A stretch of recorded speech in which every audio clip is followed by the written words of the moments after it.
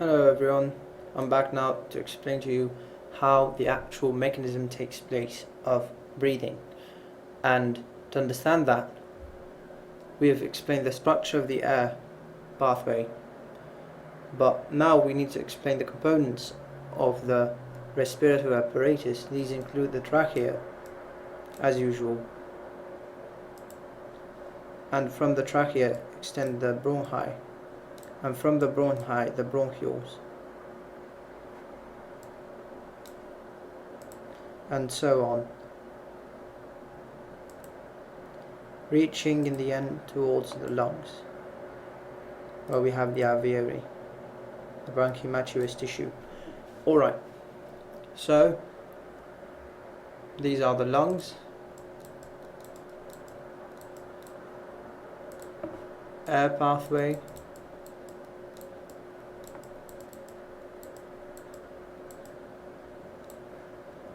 and we've also got the visceral pleura and the parietal pleura.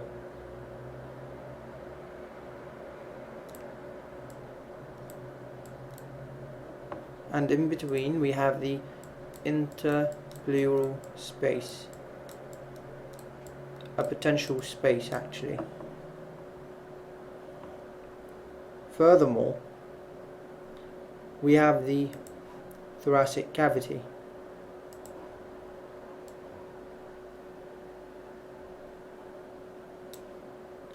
The thoracic cavity, composed of the thoracic bones and the external intercostal muscles. And we have also the diaphragm right here.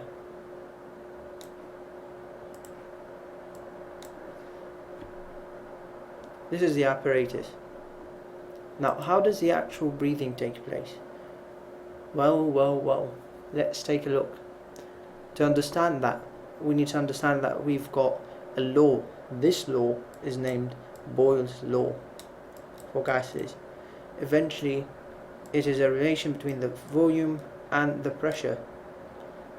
This means that the pressure and the volume are inversely related. In other words, if there's an increase in the volume, you will have a decrease in the pressure. And so, if you have an increase in the pressure, you have a decrease in the volume. Just the opposite.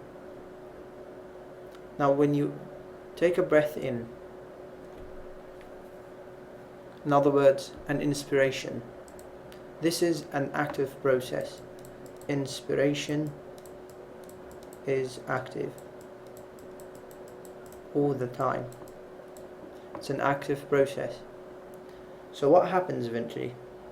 You take a breath in, so you need to contract a muscle, that is the diaphragm. And when the diaphragm is contracted, it is usually like a dome, not that much of a dome, but say something like that, and you contract the diaphragm, you have more volume allowed in, and when that happens, you've got lesser pressure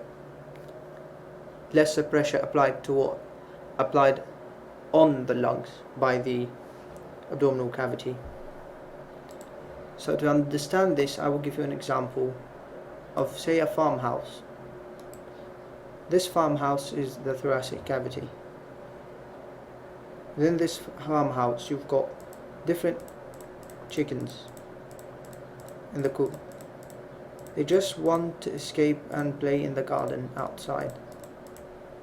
So what they do, these chickens are eventually the pressure. They are the gases. They just move towards the walls and they just bump into the walls. And this movement of these chickens in turn creates a certain pressure, creates heat, which is the pressure. Now if we increase the volume, what happens? say we've just increased the volume, we've just increased the area, we just gave them a larger farmhouse to play in. They just simply take more time in order to pump into the walls, take more time, and eventually the pressure is decreased. They have lower pressure. And that's the same principle when it comes to the lungs. You've got higher volume means lower pressure, and when you've got lower pressure, that means that you've got air going in, that the air is able to go in from the atmosphere into the lungs.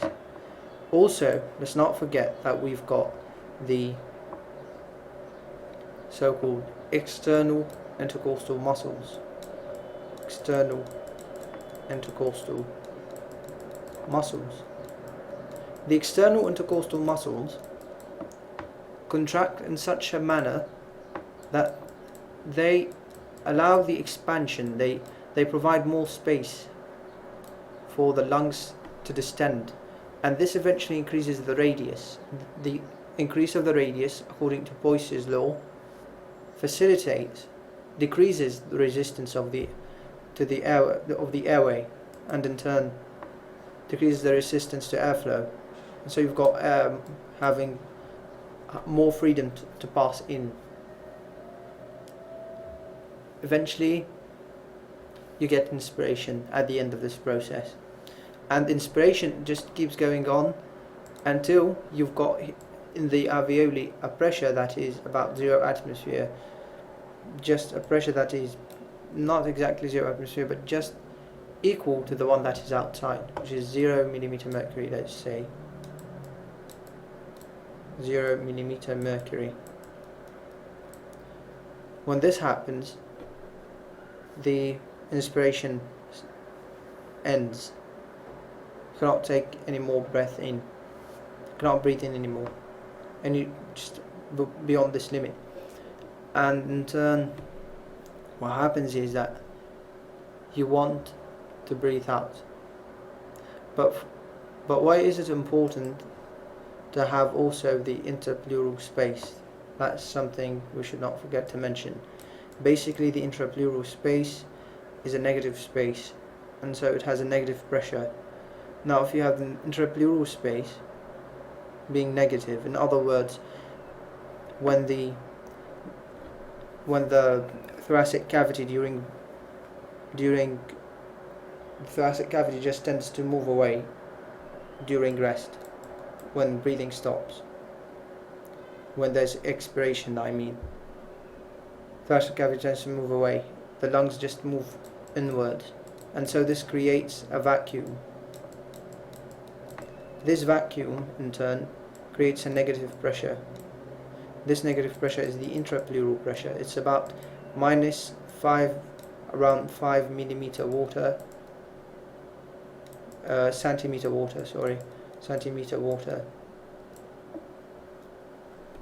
about -5 centimeter water less than the actual alveolar or the atmospheric pressure. So if we have a high pressure here in the intrapleural space and not a negative pressure, what happens to the lungs eventually during breathing in? Well, the alveoli will collapse. Why will the alveoli collapse? Say this is the intrapleural pressure and this is the alveolus. You've got here a certain pressure and here you've got a pressure. This is negative and this is positive, so it can't collapse because that one is of less pressure, so it can push it away during expiration, and it just does not press on it and collapse it during inspiration. Well, what happens is that this intrapleural pressure must always be less than the alveolar pressure, so that we may avoid the collapse of the alveoli. That's about all about the inspiration. So what about the expiration? So what about the expiration? Well, in expiration what happens is that it is a rather passive process during quiet respiration, but it can be also active. And when it is active, it uses the internal intercostal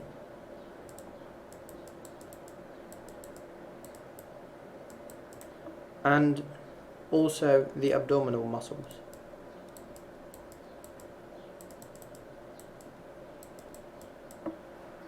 Because when you use the internal intercostal, you're just pushing inwards, and when you use the abdominals, you're pushing upwards in such a manner. So what happens is you've got less volume, you've got a higher pressure, and so air tends to leave the cavity towards the outside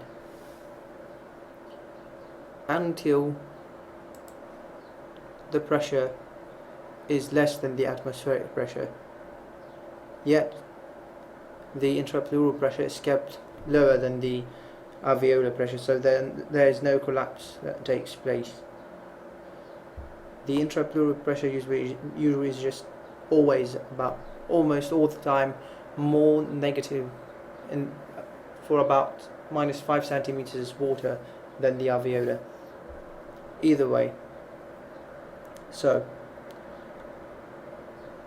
expiration is a passive process, and air just rushes out because of these, just rushes out simply because there is an elastic recoil, as we said, elastic recoil of the lungs.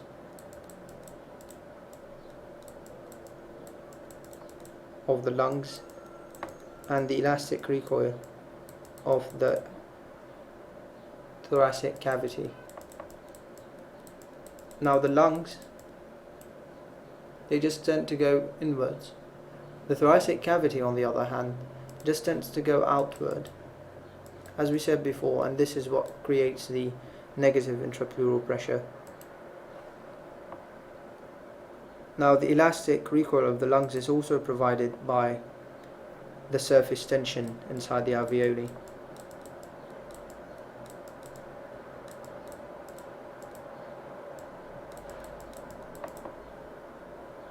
Because in the alveoli eventually you've got these forces, you've got, as we said, you've got these cohesive forces, as we said last time, you've got these cohesive forces that tend to pull inwards, which are prevented from collapsing the lung by the surfactant and so on. Either way, this is how the lung just passively goes back to this is how the lung just goes back passively to its usual shape via its elastic recoil. And this ability to go back is known as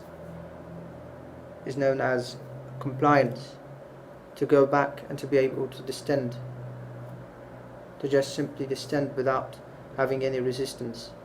And so the compliance of the lung is the reciprocal of its elastic recoil, because in elastic recoil it just tends to go back, and when you have compliance it just tends to be easier.